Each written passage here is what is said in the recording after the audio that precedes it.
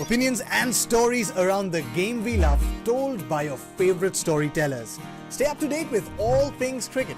Subscribe to Cricbuzz's YouTube channel and press that bell icon now. Since you did mention Shaun Pollock about Shikhar Dhawan, it's something we wanted to talk about. He's back in the side. We saw him sitting in the dugout in the second game. Now, for him, it almost seems a bit of a strange one. Because if you look at it, a lot of people will say, look, he tends to get forgotten at times. But does he? Because he's always around, and yet there's always a question mark about him being a permanent fixture, say with Rohit Sharma. Yeah, I think it's got to do with the amount of one-day cricket that's played these days. There's not as much as there used to be, isn't it? So it's the same thing when you've got different test batters. Often you forget about them, and then the test matches come around. Oh yes, we've got these guys who play for us, and I think he's done well enough, hasn't he, to not be forgotten about. I think the key that works in his favour as well is the fact that he's left-handed. At the top of the order, people like to have that mix. I can certainly say that bowling in one-day internationals against a left-handed, right-handed combination when you're on decent surfaces and you're under the pump a little bit pressure-wise is much more challenging than being able to settle into a line and length against two right-handers. That's just a case in point. So that's why teams like to have it, that first power play. They want to take advantage of it.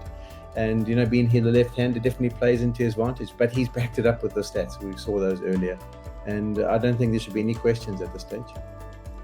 Yeah, I can tell you what, since auction fever is in the air, DK, I know we've been talking about the Ishan Kishans and the Shreyas Iyers of the world, but every time you speak to a lot of fans, they'll tell you, hang on, don't forget about Shikhar Dhawan.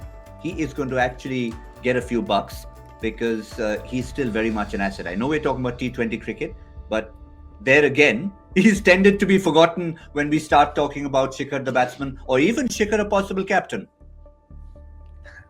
Yeah, I think he's been a very, very good servant of Indian cricket for a long, long time now. In the white ball format, I think he's dominated and helped India win many, many games, and he is an asset. In the last couple of IPLs, he's gone really well as an opener as well. So I'm sure he'll have a very good time with the auction. What I'd like to just add a little point here with Shikhar. So we talk about the West Indies, and I mean they've been brought up. Unfortunately, a lot of the food that they get in these days is the T20 format, and we say to them, "Oh well, we're lacking consistency from the West Indies. They don't get the big scores." He is one of those guys. If he gets through the first 10, he will bat a period of time. He is the foundation you can build around. And as I say, a left-handed option, and he's worked on the art of being able to up the scoring rate in the middle overs as well. And so I think that's what people forget. 50 overs can become a little bit of a mini test match at times, where you have to be able to build your innings, bat for a long period, sustain it, and then maybe have a late burst in the last 10 overs. And I think that's where he's got the upper hand on Ishan Kishan and all those guys. 20 to T20, they can get you off to a fast start, but it's those middle overs where we need to actually just consolidate, knock it around, experience, sweep, place balls in certain areas. That's where Shikhar's experience definitely gives him the advantage.